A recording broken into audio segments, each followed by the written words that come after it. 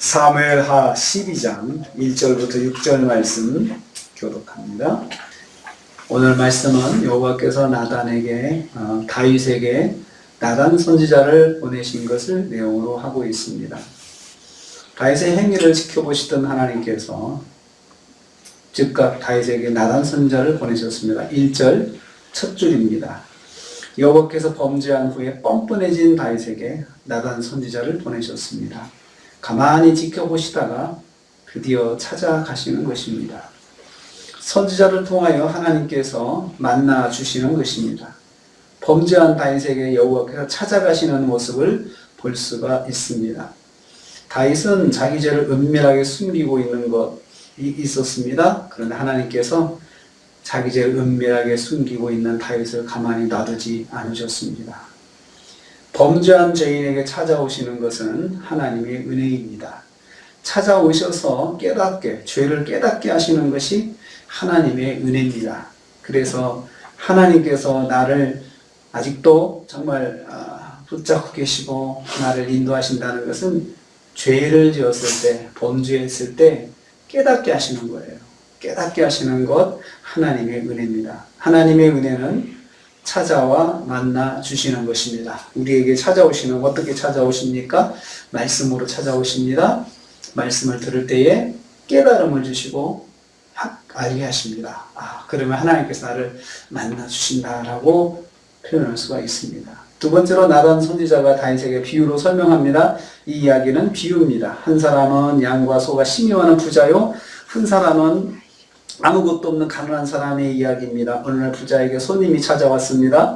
부자는 자기 손님을 대접하고자 자기 양을 아껴두었다 그랬습니다. 그리고 가난한 사람의 양 한 마리를 빼앗아서 그것을 잡아서 대접하였다 그랬습니다. 자기에게 온 손님을 대접하려고 자기 것은 아껴놓고 남의 것을 빼앗아 가지고 자기는 의로운 사람이 되고자 했던 것입니다. 누가 보아도 상식적으로 잘못된 부자의 행위를 고발한 것입니다. 다윗이 가만히 이야기를 듣고 가난한 사람의 양을 빼앗아 자기 손님을 대접하니 악독한 부자에 대해서 분노하였습니다. 그런데 사실은 이 말은 다윗이 가난한 사람의 한 마리 양을 빼앗은 악독한 부자임을 암시하는 이야기입니다. 다윗의 행위를 하나님께서 정확히 보셨음을 알 수가 있습니다. 하나님은 우리의 행위를 정확히 아십니다. 정확히 아십니다. 뭐가 잘못되고 뭐가 잘 됐는지 하나님께서는 우리를 정확하게 아신다는 것을 알 수가 있습니다. 다윗이 부자의 행위에 분노하였습니다. 5절 6절 말씀입니다. 다윗이 이야기를 듣고 부자에게 분노합니다. 하나님의 이름으로 그 사람을 벌할 것을 맹세합니다.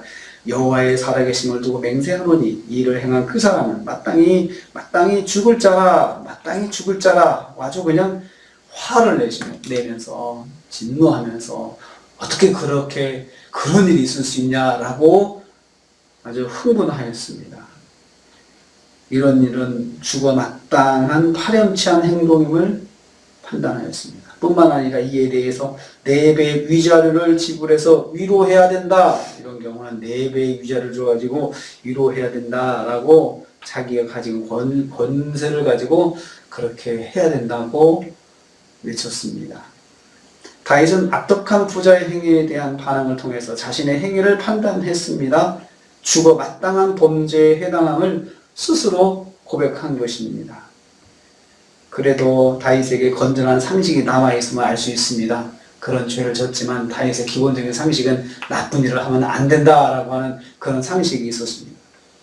남의 것을 빼앗는 행동은 심판받을 범죄 행위라는 것을 알 수 있습니다. 남의 것을 빼앗으면 이것은 심판받을 범죄다. 다윗이 그런 상식을 가지고 있었고 이를 통해서 성경에도 우리에게 말씀하고 있습니다. 우리 그리스도인들은 남의 것을 빼앗으면 안 됩니다. 하나님은 나의 행위에 대해서도 정확하게 보시고 아시는 것을 우리가 꼭 기억해야 합니다. 다윗의 모습을 하나님께서 묵묵히 보시면서 정확하게 아셨죠. 정확하게 판단하셨어요. 그런 것처럼 하나님께서는 나의 행동도 정확하게 보시고 정확하게 판단하신다는 것을 우리는 꼭 기억해야 합니다. 그래서 하나님께서 나와 함께 하시면서 나를 보시고 나를 아시고 나를 판단하시고 내가 어떤 말을 행동을 했을 때 그것이 옳은지 그른지 그것을 하나님께 정확하게 하신다는 것입니다. 그리고 언젠가는 그것을 깨닫도록 나에게도 말씀하신다는 사실을 꼭 기억해야 합니다. 그래서 우리는 오늘 하루를 또 시작하면서 또 한 주간을 시작하면서 이번 주에 행동하는 나의 모든 행동과 나의 모든 말과 나의 모든 행위는 하나님께서 정확하게 보시고 아신다. 또 분별하신다는 사실을 기억하시고 한 주간도 우리가 먼저 말하기 전에 행동하기 전에 하나님이 아신다는 사실을 기억하고 우리가 정말 하나님 안에서 하나님께서 기뻐하시는 그런 말과 행동으로 한 주간을 승리하시는 저와 여러분 되시기를 주님의 이름으로 축복합니다. 하나님 감사합니다.